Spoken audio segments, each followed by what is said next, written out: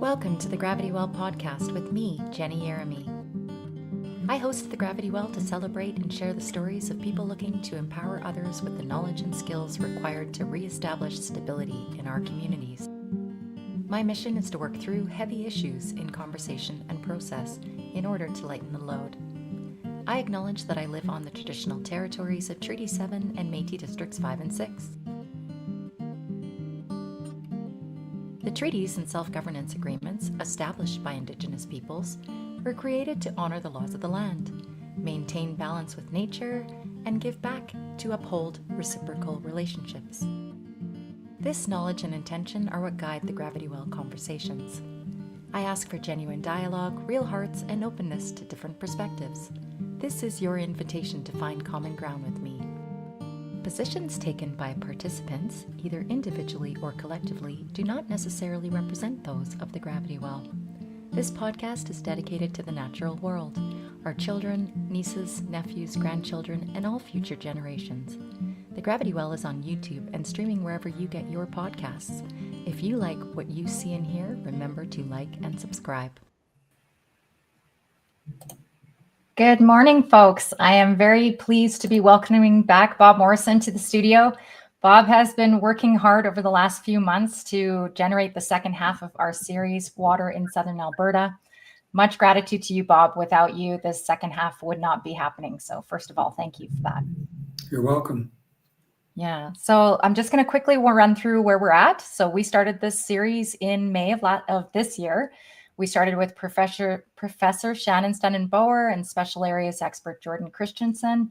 They discussed the history of irrigation with us. Then we discussed the impacts of resource extraction on water with limnologist David Mayhood, Dr. Eunice Alila, who's a forestry expert and engineer, and environmental law expert Dave Unger. We learned about the Water Act and licensed water transfer system from Professor Arlene Kwasniak, a law professor, and Davin McIntosh, who's a water transfer expert. We discussed the water cycle and modeling with Dr. Trisha Stadnik of the University of Calgary. We engaged with watershed and lake stewardship current and former leaders Mike Murray, Susan Ellis, and Tim Romano. We listened to dryland irrigation and ranchland farmers Dwight Popowich, Julian Vandenberg, and John Smith about the changes they're seeing on the farming landscape. And then finally, I was joined by Markham Hislop to have a conversation with Derek Connick about the impacts of climate change or water on insurance. So we have come a long way, and now we're in the second half where we're helping to help unwind all of what we learned and take it forward. So I'm very pleased to, and I recommend you please have a look at those 7 episodes as we dive into these next ones. So now I'm pleased to invite to the stage Dr. Brad Stelfox, who I'll lead with. So Brad is, for more than 35 years, Brad has been a driving force in reshaping how Albertans and the world understand cumulative effects of land use. A scientist, educator, and thought leader, Dr. Stelfox has dedicated his career to helping policymakers, industry leaders, and communities make informed decisions about environmental sustainability. His groundbreaking work has influenced land management across Alberta and beyond, ensuring a balance between development and ecological integrity.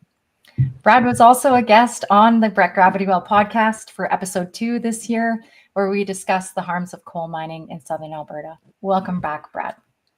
Thank you very much, and thanks for the invitation. Good to talk to both of you, Bob and Jenny. Greatly appreciated, Brad. Your episode has been very popular. People really resonated with the thought about being somebody who's been working in water and land use for decades and suffering the consequences of the average person not paying attention to these vital things that we do. So thank you very much. I'm really pleased to hear more from you today. And with that, I'm going to let Bob lead us off with some questions for you. Thank you. Great. Thanks, Jenny. No, we were hoping to hear from Brad first in terms of his experiences. Oh, yeah, go ahead. So Bob would like you to lead us off with some of your experiences, please. Okay. Well, an Albertan, born in Edmonton, but kind of grew up west of Edmonton on a small ranch northwest of Stony Plain. My university background is primarily as a zoologist at U of A. And I had an opportunity after my undergrad to go to East Africa and look at land use, particularly livestock and wildlife, in Kenya, where I lived for several years and also set up a university campus and taught there. And then came back to Canada, and where my wife and I raised a family. Had an opportunity to go down to Jackson Hole and work at the Teton Science School in Grand Teton National Park, looking at environmental relationships, dynamics, primarily environmental education, where I taught from basically 6-year-olds to 96-year-olds. So that was thoroughly enjoyable. We moved back to Canada, and that's where I started working with the provincial government for a few years, heading up the wildlife ecology program at then what was called the Alberta Environmental Centre, and then kind of branched out on my own, starting to build some of the early cumulative effects models that tried to look at how a collection of overlapping land uses were reshaping the landscape of Alberta and other provinces. And that, of course, led to some opportunities with my colleagues who really helped build some wonderful software to look at these relationships in countries like the United States and Australia, parts of Europe, Southeast Asia. So that's what's kind of kept me busy over most of my career, Bob, is looking at the interface between humans and their landscapes, primarily through all the land uses that makes humans human, I guess. Yeah, that's wonderful. So I'll just offer that I saw you speak in Bragg Creek, where you were showing just that, how you would put, road use and agriculture use and oil and gas and et cetera, into these models to help us see how they add together and how they can cause what I would call deconstructive interference on the landscape. Right. So, yeah, that's a good way of describing it. Yeah. There's a lot going on, and Alberta's a very busy place. For sure. Yeah. Okay, go for it, Bob. Okay, well, let's start off with modeling, because you've done quite an extensive amount of that. And there are economic models, there are water management models out there. There's some, I gather, environmental models in terms of what's the impact of one thing or the other. We're not doing so well in some cases on political models in terms of how decisions should be made. Where are the gaps in terms of making all those models work together that you see? It's a good question. I mean, as you say, there's just so many models out there. And I think we as society struggle with scale and how we relate these models together. So, I mean, there's thousands of models that just deal with how water moves through the landscape, or how wildlife walk through habitat, or how people select the homes they live in, or how our climate may change, whether it's the next forecast for the next 12 hours or 2 weeks or next 18 decades. So there's an abundance of models out there. I think one of the historical problems that we as modelers have had is in linking effectively social, economic, and environmental models together.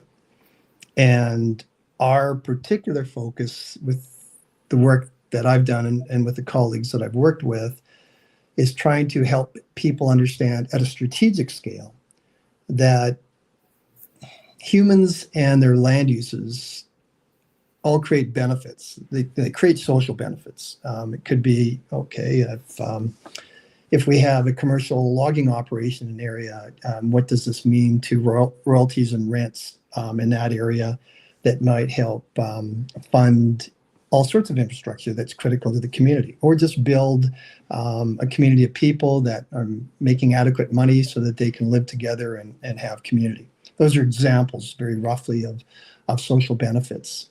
Other people for any given area want to know how land uses create economic benefits. Again, the jobs, the royalties, the rents, how does this contribute to GDP? And those things are critically important. And I think most probably of listeners have heard of kind of triad approaches that are trying to help people understand the social, the economic, and the environmental effects. What we've tried to do is a good strategic job of quantifying social dynamics, economic dynamics, but mainly try to focus on how do land uses affect natural capital or environmental variables. So the landscape, habitat, carbon in the soil, the wildlife themselves or populations, biodiversity, water, both quality and quantity, and help people understand that all land uses, I guess, without exception, create benefits, social and economic benefits. I don't know of any exception to that. But they also create liabilities. And so where we think a lot of historic models maybe struggle a little bit is that they don't do a good job of highlighting the trade-offs, the liabilities. And so my personal belief is too many models that are used by industry and government are looking for win-win-win scenarios. So we're going to have all the forestry we want, forest sector, logging and energy and mining and agriculture, whether it be livestock or crops and recreation and settlements. And if we're wise about it, we are not going to compromise water quality or water quantity or biodiversity or carbon. And I don't know of any examples on Earth historically where that's the case. It's all about trade-offs. And many governments, and I think the current administration in Alberta is basically spun a narrative that smart people with smart models can figure out how we can have it all, and we can't. And so our modeling approach has been to help people understand that there are trade-offs and that Alberta or any other jurisdiction needs to figure out what their priorities are and to make hard decisions about, where are we going to get our jobs from? Where are we going to produce our food? Where are we going to get our wood fiber from? How important is water? And if so, where are we going to get it from? Same with biodiversity.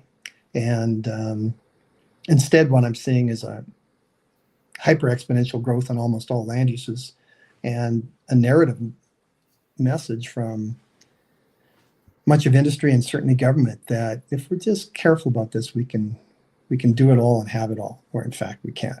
And so any objective examination of the quality and quantity of water in Alberta today compared to when this place became a province in 1905, or biodiversity or soil carbon, shows an absolutely profound loss of natural capital. So clearly we traded off a lot, and I think the rate at which we're trading off what little remains, is alarmingly fast. So yeah, that's a few thoughts on modeling anyway. Well, and that comes, go ahead, Jenny. Oh, I was just going to reflect back a little bit of what I heard. So from what I'm seeing, and you and I have talked about, I'm a liability expert as well. And the first rule I've learned is we don't talk about liability as much as possible. And so this is part of the problem, is we're not accounting for those genuine risks to a continued freshwater source if we continue to take more than the system can allow. And so that's what I think you're describing. Is that correct, Brad? That we are taking more from the system in Alberta that will allow for the water and biodiversity to recover? Is that a good summary? Yeah. I'm actually, I'm pro land use. I have no problem with logging and mining and oil and gas and people and residential patterns and recreation. As long as we have people, we're going to have land use. The problem is the number of people that we have has grown so quickly, and the average, significantly normal human, their per capita resource use, like just looking at the three of us compared to our parents or our grandparents or our great grandparents, the water, the carbon, the land, the electricity, our footprint is so large compared to previous generations. So, the basic equation is, number of people times per capita resource equals true effects. And as Jenny indicated clearly, is with so much of the historical work, we have, I think, intentionally externalized natural capital. There is this trade-off, and we do not factor it in. And if we're going to have people, we're going to have land use, we will be using carbon, we will be using water, where there will be losses of biodiversity. And those systems can support a certain amount. We could call that the interest, but we're not taking water away at any sort of natural interest rate, we are profoundly cutting into the capital. We're literally choosing what this province has been around 120 years, I guess, this year. We have a profound loss in the capital of biodiversity. Like, I think many Albertans would be amazed to know that, pre-European times, if you just looked at mammals, they'd probably native mammals. So that would be all mammals except for humans or pets and livestock.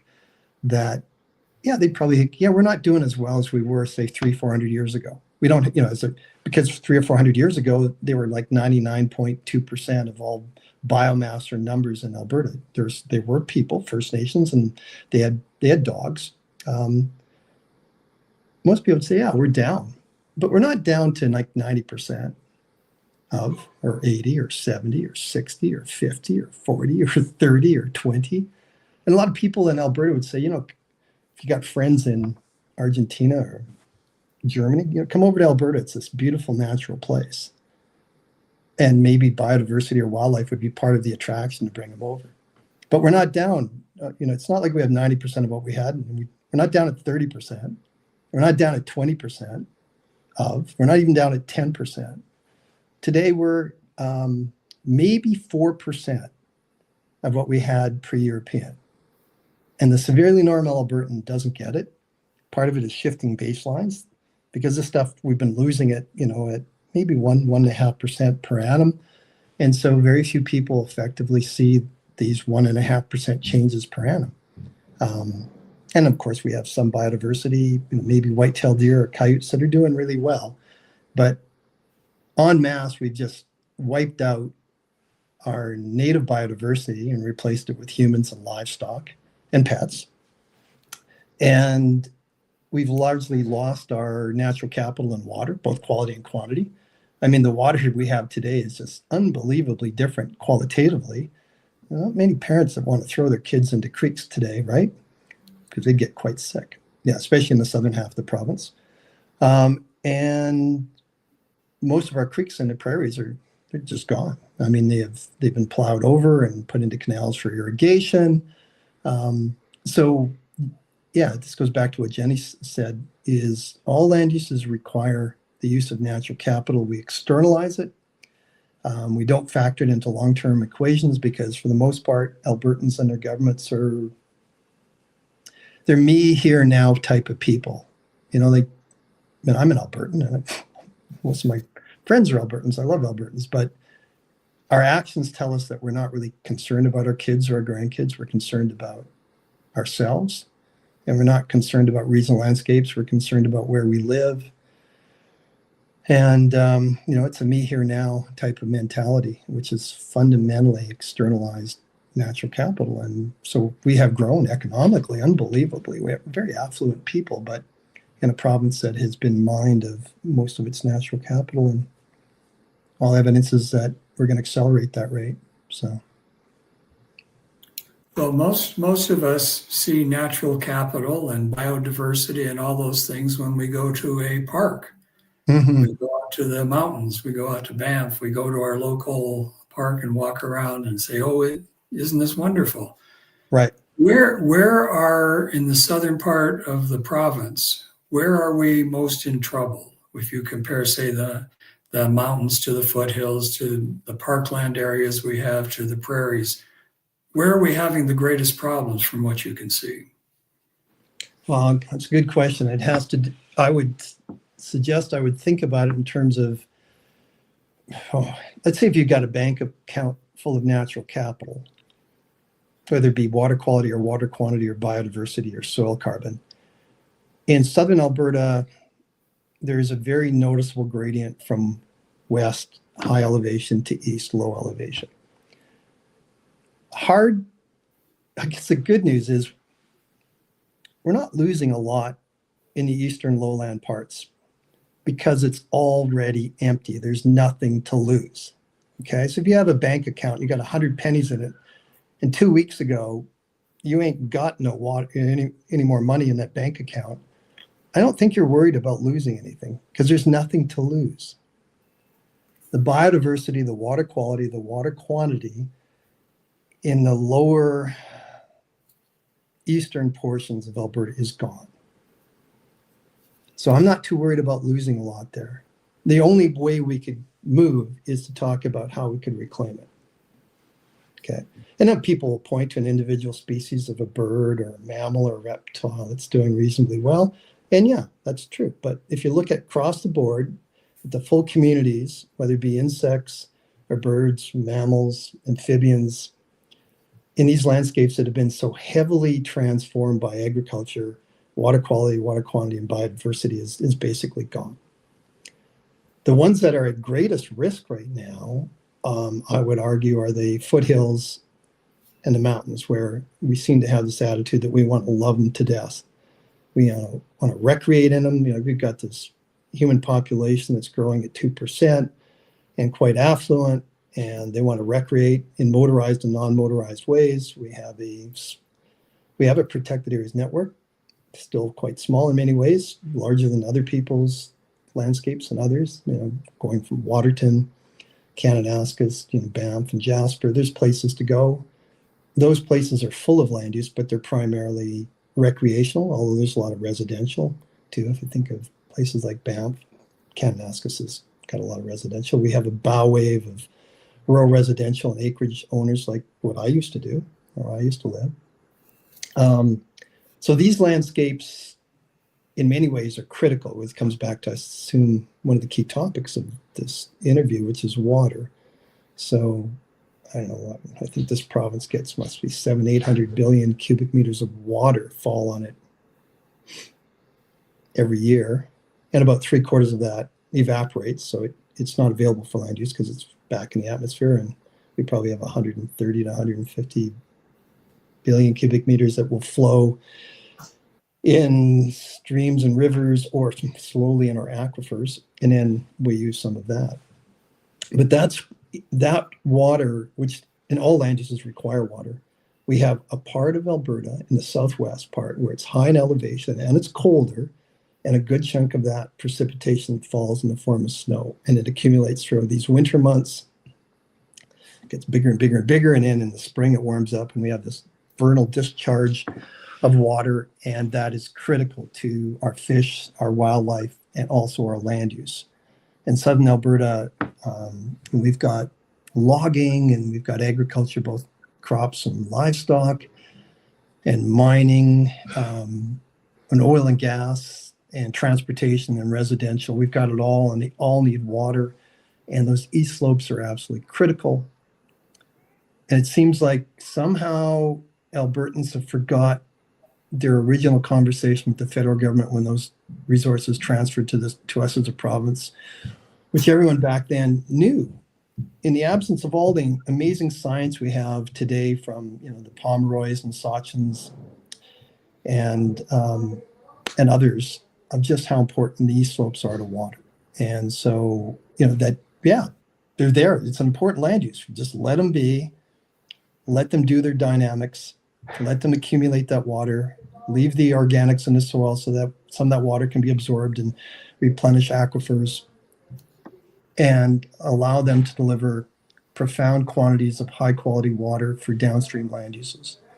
And now we are incrementally eroding that with every time we put more acreages or more roads or more people hiking that pee and poop in that landscape, and more cattle.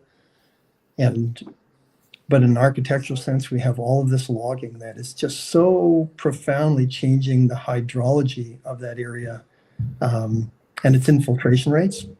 So we're just treating these slopes as some sort of bank account we want to draw down in one generation, and we are drawing it down. So it is being destroyed at a stunning rate. At the same time, probably no more than maybe 1.5% per year. And if you got 100 pennies in your bank account and someone takes out 1.5, so next year you got 98.5. The average severely normal Albertan doesn't detect that, and then on it goes. But over a few generations, it's all gone, and we're mining it down so quickly right now, in my view, anyway. Well, and I know in terms of ranching, and you came from a ranch originally, that there are many ranchers who would say, yeah, we agree, but tell us what to do and make sure that we can still survive as ranchers. How do you somehow accomplish that with a land use that's already established? How do you make sure that those folks can still be viable? You're not, and unless you're going to kick them off the land, and still be able to protect the environment in the way that they would like to protect it. Well, I think first you admit, if you believe in an empirical world in science, that it's not protected now. So it's not a matter of we need to protect it for something that's coming. It's we're already dealing with something that is being profoundly transformed. Your question is still bang on, Bob. I think you need to recognize that that landscape can receive some land use. So the first thing is, what should the east slopes be for?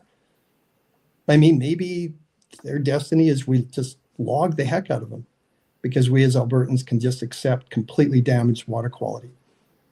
Okay, well, that's a decision, I guess, in a society if they want to make that decision. And others would say, well, no, it's priority land use is oil and gas or cattle or recreation or coal or. But right now, the answer is we think it can sustain all of it, and it can't. So a blunt conversation, like the Alberta Land Stewardship Act was designed to do, which is recognizing that we need landscape legislation that says you can't do everything everywhere all the time. You need to figure out what the priorities of the landscapes are. And of course, in the East Slopes, and even Elsa said, that's a great example. It's for watershed protection. And then you could ask the question of what land uses can occur. So if you did that, then I think the answer would be what land uses could be compatible with water quality and water quantity, because there's no part of Alberta that gives us more water quality and quantity than Southwest Alberta. And then you could look at cattle and crops and logging and mining and rural residential in that context. So if we're losing it already, I think the first thing we need to do is stand back and say, we're already in trouble. We have to start looking at reclaiming these landscapes. And we have to, instead of growing, because all these land uses are growing, like logging is a land use that, even though I think it's over allocated, it's growing. You know, we're finding ways. Accelerated, right. Yeah. It's accelerated growth, not just growing. Yeah. Sorry, keep going. It is, yeah. And we already have a bow wave of rural residential that are living up and down these slopes, and that's growing. And we have an oil and gas sector, and many people would like to see it grow. Coal mining would be an example. We could conceivably mine commercially valuable deposits of coal, you know, right up the East Slopes. That's a scenario that has been seriously entertained, as everyone in Alberta knows. In recreation, we could say, well, we need another 15 or 20 Canmores, because wouldn't that be wonderful? And we could increase the number of livestock on it. So if it were me, I would say, what kind of land uses would be compatible with water quality and quantity? And so then those are different things. So some land uses, like agriculture, is massive on the water use side. And I've got to say, I'm quite impressed by many, not all, but many of the local ranchers who do a pretty good job of putting cattle on these foothill landscapes and keeping them out of streams and keeping their densities low. And they're there and encouraging native grasses and the kind of soil dynamics that let water infiltrate. But not all of them, but many do. But those cattle, like the others in Alberta, I think we've got about 4 or 5 million head of cattle, you know, they all go to feedlot systems. And those feedlots need, well, every cow needs to eat 2.5% of its body weight per day. And they're not getting that from feeding on any field. They're in feedlots. They get that from literally tens of millions of hectares of cropland that are grown, much of it even on the irrigation side, which needs water. So, like, I'm a pretty big advocate of sustainable cattle ranching. I'm not a big advocate of feedlot systems. But our livestock system in Alberta is, I'd say, entirely based on feedlots, at least in terms of number of animals that are processed, well over 98%, and tremendous water. And so we have the cattle ranchers going, we need feedlots, we need good quality water, so let's not damage it upstream. I get that. But they are by far the biggest users. And then, of course, irrigated crops for humans too, which are a lot of humans. So I would be looking at what kind of land uses can exist, and more importantly, how to conduct them. And I think quickly you'd start looking at logging and forestry and say, well, first of all, I think we'd back up. The eastern slopes and their forests, these are disturbance ecosystems. There's nothing wrong with disturbance. Ever since glacial ice sheets retreated, 14,000 years ago, these systems have been kicked into midsection regularly by fire, by insects, by floods, by droughts. There's nothing wrong with disturbances, and we still have them. And because of climate change, we're actually radically changing the intensity and the frequency of natural disturbances. So it's now an anthropogenic system. So that's a problem in and of itself. But in addition to that, we have all these land uses which are disturbances. So the disturbances are additive. It's not like we've removed natural disturbances and just put human-made ones on. We are logging at a very high intensity. We need roads to get up there. It's causing immense amount of sediment, which is going into our streams, bigger streams yet, rivers and downstream. We are removing so much carbon. The amount of carbon that's being able to decompose and maintain organics in soils is going down. So we're doing a poor job of holding and absorbing and replenishing that water into aquifers. So logging, there's just too much of it, and we're not conducting best management practices, even though the forest sector and the government would say we are. I think there's often a fairly good agreement as to what best management practices should be in terms of, for example, how many residual green trees should be left in cut blocks, how big cut blocks should be, what is the rotation age, how far back from large creeks and rivers should we go before we log anything. Our practices in reality are different than the best management practices on paper. And then best management practices, I would say, are essentially useless if industry doesn't actually implement them. And if there isn't an enforcement to monitor, then you don't have a good system. So we have a lot of logging, but when I look at it, it is not configured in a way that fundamentally respects the value of water. And just the number of roads, the number of crossings, the number of hung culverts, the amount of sediment getting into it, the shift and reduction in our age class structure, and the changes in biodiversity. So that's just be an example of one land use that could be conducted in east slopes, but I would say at far lower rates and with fundamentally different practices. And the same with mining, if you want mining. But why would you put mines at the headwaters, these water towers that everyone realizes nothing's more important than water? So why would we want any land use that is going to interfere with the quality of water in these headwaters? And why would we let off-highway vehicles up there? Why would we allow in municipal lands acreage owners to build right on riparian habitat? First of all, it's a liability for them and floods. And secondly, those landscapes are critical to flood dynamics and they need to be allowed to do their own thing, right? So what I would suggest, Bob, is kind of a bottom-up biophysical strategy that recognizes these ecological processes and say, okay, how much disturbance can they take? What land uses could we fit in and how much of them? And in the East Slopes, I just can't imagine where we'd be more careful with those discussions than there, I would think. Well, wasn't that the purpose of the Eastern Slopes policy back in the 1970s? Yeah. Kind of say, okay, how much what's our carrying capacity and where should things go? There were a bunch of thought leaders, I call them the Lauren Fitches and Cheryl Bradleys of the world, who back then, of course, those two were part of those conversations. And people that could very clearly see the degradation in natural capital that was occurring on these slopes. And so there was some very progressive, encouraging discussion about the role of east slopes and that what we could do or couldn't do. But at the same time, Alberta is for the most part, pretty right-leaning, economic-driven. This is a province where we need to see our economy grow rapidly. And so land uses need to expand so we can attract risk capital and we can get high profit margins. And I mean, just look at the land uses we have today in Alberta, whether it be forestry, energy, agriculture, transportation, residential, recreation, or I don't know, whatever. Today, they're all, if you read their business plans of either industry or government, they're all unacceptable today to their own sectors. And why? They're all unacceptably too small. They all have to grow. And they've all experienced exponential growth, but they're unacceptable. So you look at their 5 or 10 or 20-year plans, no one says, we're going to hold our own. We're all going to grow. So it was against that backdrop that those early discussions on the East Slope said, okay, we just can't allow that to happen.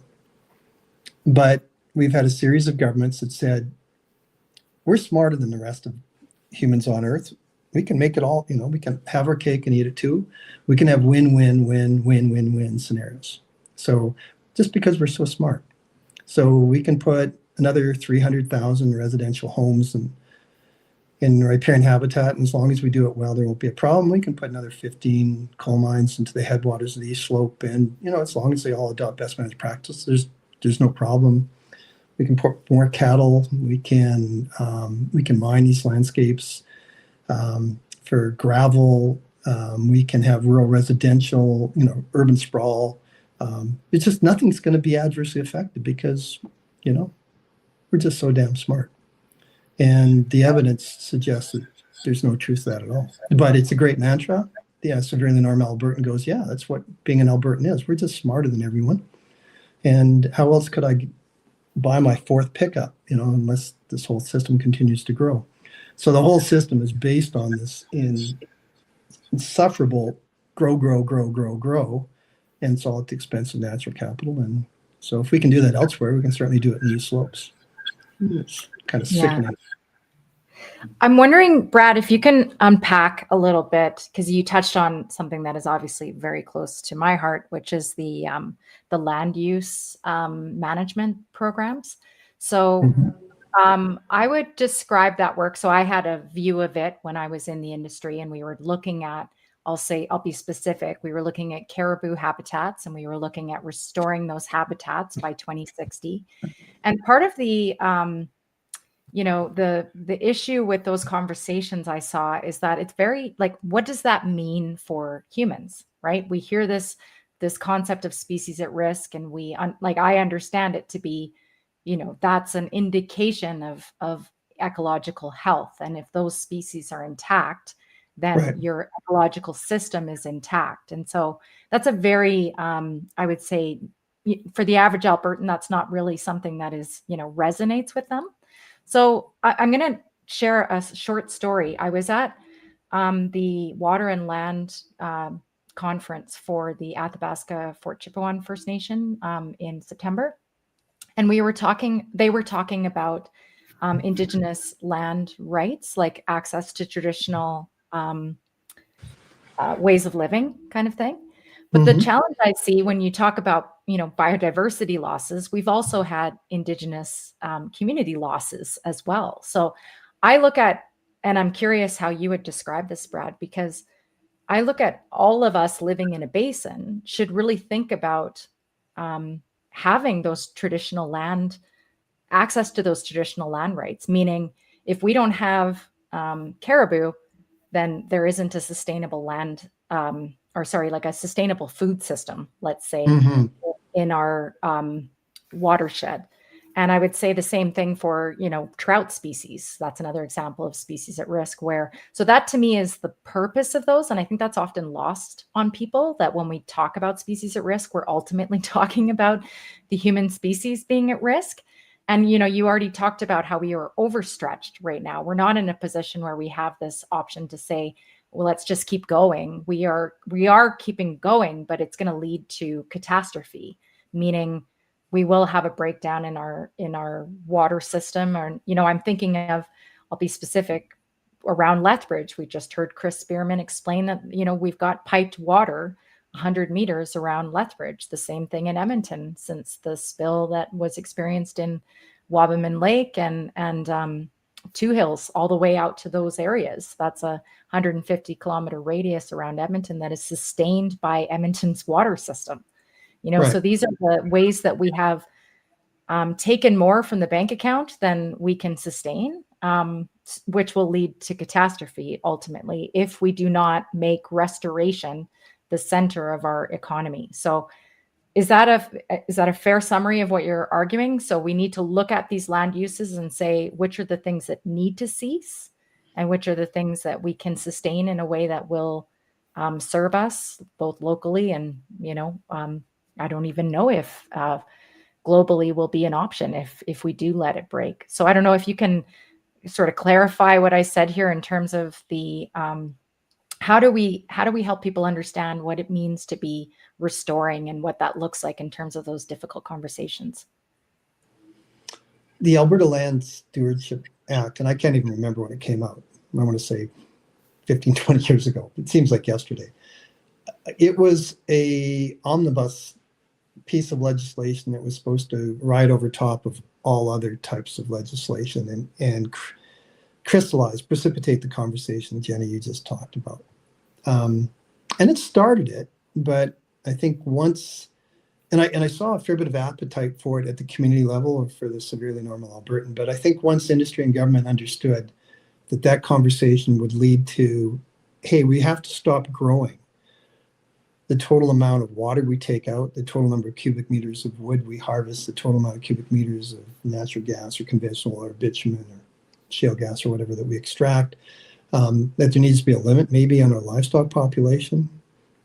Some people said, well, you know what, this could mean that we need a limit on number of people. And everyone got, oh my God, who said that? It became a very awkward conversation. And the initial efforts within the land use framework to do this work well and show the trade-offs were just politically, they're just non-palatable. And I also saw, and unfortunately, I think I detected that people could have that conversation theoretically, but in their own watershed. And of course, it's another person, people we all Albertans say, when I'm in the watershed, there's never been an Albertan who's ever got out of the watershed, right? We're always in the watershed, so we should remind ourselves. But anyway, when you start talking about people's individual watersheds, it could be the Upper Bow or it could be Red Deer or Athabasca, that there needs to be trade-offs in terms of growth opportunities, in terms of the primary resource sectors. People became very quiet and would ask, well, what does this mean to the funds coming into my municipality or, my job or maybe even the performance of their investments in the stock market. It just reminded me in a very sobering way that this is a fundamentally difficult, maybe impossible conversation for humans. Only a very small fraction of them seem to be able to be willing to actually change their behavior today to not only stop the growth of these land uses, but as Jenny was saying, how do we put money and effort and time into reclaiming them so that we might have streams in the future, which are the ones that our grandparents talked about putting their kids in, or drinking water that is not treated chemically or physically, or being able to see the suite of wildlife. So I'll just say we've lost 96% of our native wildlife. Native mammals and birds are very similar. Insects, we really don't know. But we're sitting with a grade of F- right now. Maybe we want to reclaim it back to a C. Well, that would take tens of billions of dollars. And most people, they might think it's a good idea in theory, but the effort and the money, they're going, no, I'm really, my primary concerns are the Flames going to win tonight and what kind of pizza am I going to order? More important things like that. So, yeah, people struggle with with this conversation immensely, I think. Well, you've hit upon two things there that are very much interconnected. First of all, can people actually manage their land the way they probably should, at least in terms of their own self-interest and also in terms of the overall societal good? And the whole question of, in floodplain management, they talk about a strategic retreat from floodplains. That is, we're already developed these floodplains. How do we somehow get the worst potential damaged areas out in terms of the land use? And I know that after the Calgary flood, the provincial government actually did go in and buy out some of the most threatened properties, just Right. so that, you know, we could at least reduce some of the impact. Yeah. And you've hit upon this whole question of how do you get people to understand that and then be able to willingly talk about those non-palatable, at this point, trade-offs. Yeah. Are you that flood was what, 2000? are you enough of a sociologist as opposed to a zoologist to be able to answer that question? Well, I'll admit, I was one of those guys that had my house severely damaged by that flood, living in Sunnyside in Calgary at the time.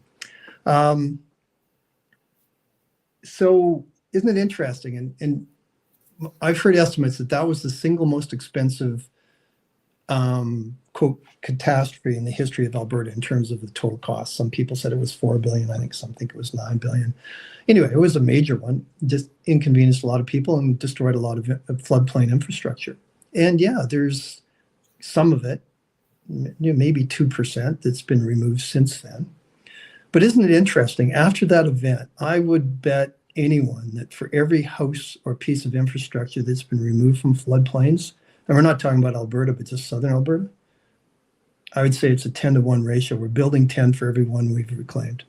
So that event has had no effect. All you have to do is hop in a car and start driving up and down, not only the mainstem rivers, but the smaller tribs on the Elbow and Bragg Creek and Sheep Creek, and just look at all the new driveways and new well pads or cut block access roads that are going up and down riparian. So I have seen no evidence of a reduction in the amount of infrastructure in the province of Alberta going into floodplains, despite this eeny, meeny, teeny little $8 billion flood that happened in Calgary once upon a time. Now I'm trying to use hyperbole here, hopefully effectively, but that was an event some people should have heard about or experienced. Maybe they saw it in the news. But it was just way too small an event to get anyone interested in doing anything. Yeah, other than trying to mitigate it by saying the solution isn't getting out of the floodplain. The solution is paying TransAlta to manage water volume so that they don't release water, or to build a bigger dam face on the Glenmore, or to have off-river storage like SR1 outside of Bragg Creek, right? So the answer is to tame Mother Nature, not to get our infrastructure out of the floodplain. Right. We're still solving the infrastructure over land use problem with more land use solutions. So yeah. So one of the questions I have then, because like you said, we're refusing to have this conversation. Let's put it that way. We've decided that we're going to keep burning the flame at both ends and keep going with this. So from your experience, from your knowledge, Brad, where do you think the areas will show up first? Like, I'll be specific. I look at any natural gas, oil sands, coal mining, gravel mine sites, and know that they are at the worst quality for the highest damage to the ecology going forward. So the cost to extract them is getting so expensive for the reward that it is just not valuable. Add that the rest of the world is now rapidly moving into renewables. And so that demand is also falling as well. So to me, those are some of the ways that I think that this conversation will be forced upon Albertans, let's say. What, from your understanding of, as you were talking about, for example, feedlots, is that a place where you anticipate will be the where we will see a breakdown? Like, can you say from, like you talked about scale, from a scale perspective, can you highlight the areas where you think Alberta might feel the pinch and be forced to move in a more restorative manner, if you will? I remain stunned that Albertans don't respond to the signals they see. And we can pick on any land use, but Jenny, you just talked about feedlots, so let's look at those. I mean, and it goes up and down year to year, decade to decade, but often we have around 4 million head of cattle. And we generally we've recently grown into 4 to approaching 5 million head of humans in this province too. But they outweigh us, I think, probably 6 to 1. And all our cattle, with very rare exception, go through feedlots. And on the provincial herd, about 25%, about 1 out of every 4 cows or beef are going to go into a feedlot in any given year. Okay. So we're processing, 1.5 million head per year in feedlots. That's more cattle biomass than we have for the whole weight of all humans in this province. And those animals need good water. So the ranching community, and rightfully so, says, I'm really concerned about what's going on upstream. It might be like, I don't want coal mining happening because of selenium, and those are very legitimate concerns. But if anyone wants to just go out and look at the quality of water coming into feedlots and the quality of water leaving feedlots, you'd be stunned. So it's already, we've lost it. And that is, especially in Feedlot Alley. And of course, we've literally got tens of thousands of feedlots in Alberta, depending on their scale. Of course, we've got the big ones that can hold 20, 30,000 animals, but we've got so many smaller ones too. But the water quality that exits to the east, moving downstream out of feedlots, is just, in my view, horrible. And the watershed report cards tell us that. But they kind of say, you know what, it's kind of holding its own, or it hasn't deteriorated. But if you're got a D-, there's not much lower you can go in a report card, right? And the severely normal Albertan just accepts that. If I was from Saskatchewan, I might wonder why the water is not very good, and they should, and I think they do. But we already have this massive degradation in water quality, whether it be sediment or organics or pesticides, insecticides, fertilizers, growth hormones. The whole cornucopia is there. And there's so myself, I'm pro livestock. I think we should have a livestock sector. I think we should have a lot of ranch gate or farm gate sale of cattle. I think we should significantly reduce the population. I don't think it's Alberta's job to feed every human, but when you talk to the, Alberta cattle commissions or Alberta beef producers, are going to go, yeah, like there's 9 billion people on Earth and the population's growing. And we have a responsibility. And you walk out of that door and you go into the next door and there's all the oil and gas people and say, well, they've got 8 billion people and we're cooking 9, and their per capita demand for hydrocarbons is growing. We have a responsibility, an ethical, maybe even a religious responsibility, to energize these people. And the same with coal, and the same with everything. And, there's 9 billion people, and I represent the tourism boards.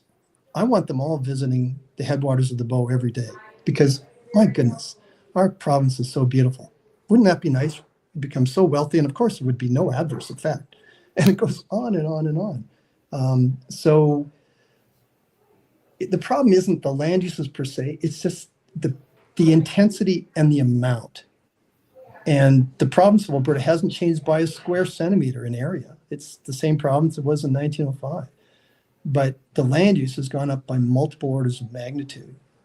So that goes back to that base equation: total number of people times per capita resource use. So whether it be water or distance traveled or carbon or food or oil and gas, it's just we're using, whether looking at Bob or Jenny or Brad,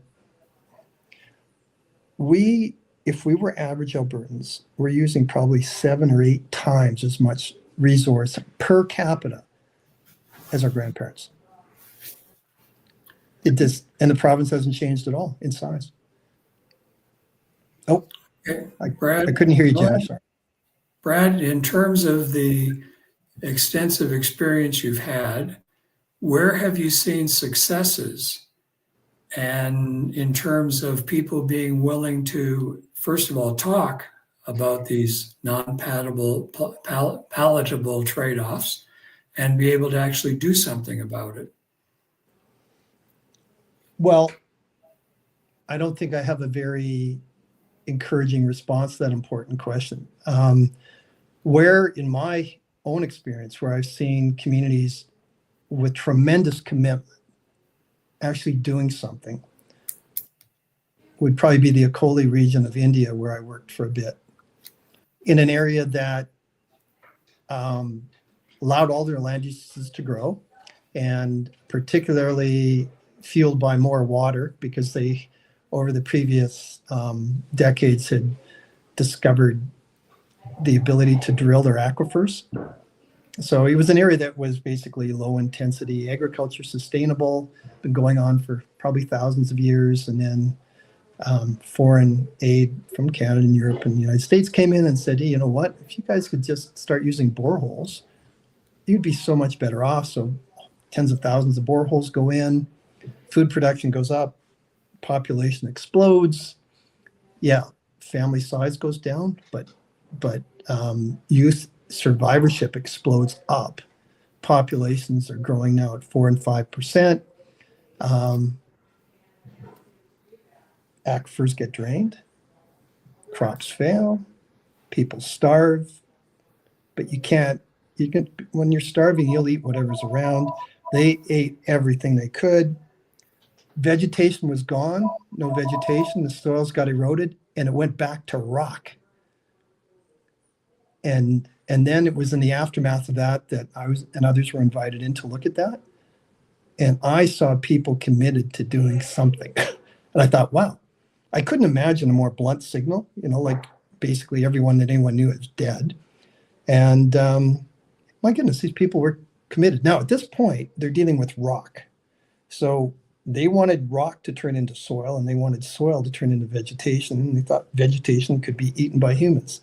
And then they have people out on the ground working with particles of soil just to try and move this particle here so that maybe a water droplet might stay there for 6 seconds, not 2. I saw immense commitment. Now, I don't think there's any hyperbole in that narrative, but the point I'm trying to make is I'm stunned at how bad shit has to be before anyone seems to go beyond rhetoric and want to do something about it. But those people were actually serious. Right.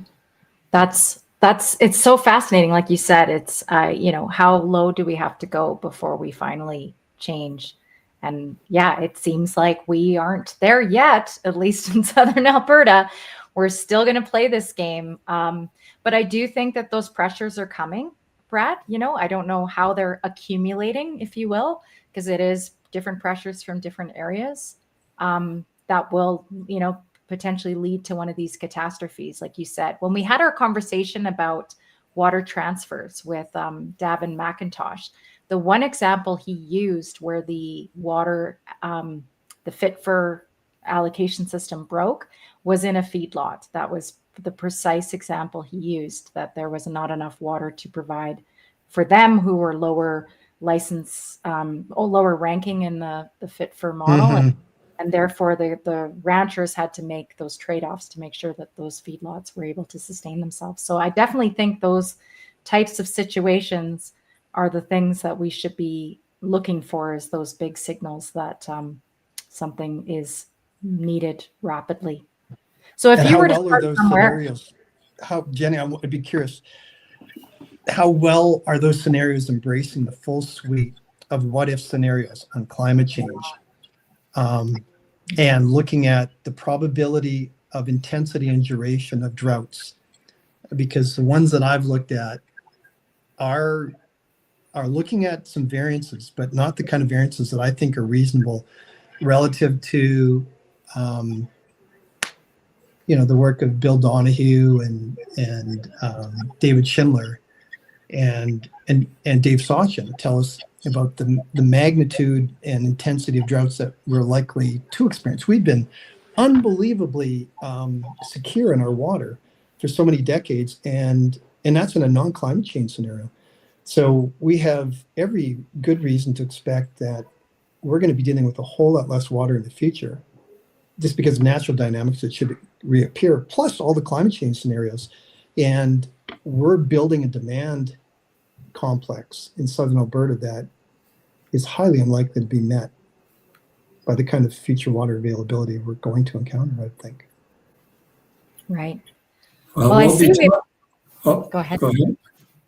I was just going to say, go ahead, Bob. Go. We'll be talking to Dave Sachin in a future podcast. Good. I think it's next week, or maybe it's this week. I don't remember. Any closing comments that you wanted to offer, Bob, and then maybe a last question for Brad before we set him free? Thank you so much for joining us. Go ahead, Bob. Oh, you're welcome. Thanks for the question. Yes, thank you, Brad. It's been very, very informative, very great discussion. Do you have any hope that we can get around this kind of a problem where we need to maybe even get into degrowth rather than growth exponentially? I think I'd answer this question differently today than maybe 10 years, but I think unless Albertans and more broadly Canadians want to have a heart-to-heart about not only the benefits but the liabilities of growth economies, I don't know how we rationalize the fact that economies need to grow and deal with environmental issues. I think we have to rethink our economic models if we want to see a pragmatically helpful discussion on how to manage natural capital, because a continuous growth economy, I don't see examples where it's effectively internalizing natural capital. Maybe in words, but not in practice. So, right. Yeah. I mean, we decided that growth and that, the oil standard was our economic backbone, and we can decide that water is, and that could be our focus. So it's certainly something that I think we need to come to grips with as a country, and specifically, as you said, as Albertans in Southern Alberta, we have to cherish those eastern slopes and start fighting for their restoration, because to me that is the 80-20 rule. If we can get after that and make sure that we are preserving that sacred area, then we have a hope of restoring the rest of it too. Is that true? I wouldn't disagree. I think that would be a good first step, and I don't think that's anti-business. I don't think it's anti-economy. It's just like let's define an economic model that actually makes sense and perhaps does a good job of allowing our great-great-grandchildren to have a healthy lifestyle in a landscape that has some reasonable natural capital, because right now the prospects, I think, are indeed poor. Yeah. Well, I am sure committed to making sure people understand this and moving us forward. Thank you so much for joining us today, Bob. Thank you, Brad. Thank you, Bob, for getting this going for us. I'm really pleased to be back in conversations around water, and I look forward to hearing the rest of them. Just lastly, please remember to like and subscribe to the Gravity Well so that we can make sure that these important conversations do have a broader reach for the precious time that Brad offered us today. So thank you so much, Brad, and have a good rest of your day, everyone. You guys too. And thank you so much. Take care. Thank you.